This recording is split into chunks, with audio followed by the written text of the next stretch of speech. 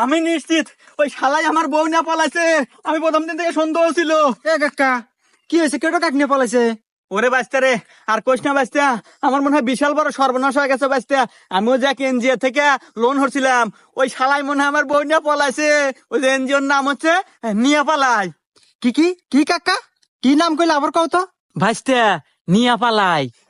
কাকা আপনার মারা সারা। আচ্ছা, ওই এনজিওর সাহেব কি চিকনা চাকনা উঁচা লম্বা কালো করিয়া? হা হা বাঁচতে, তুমি চিনলা কে বইরা?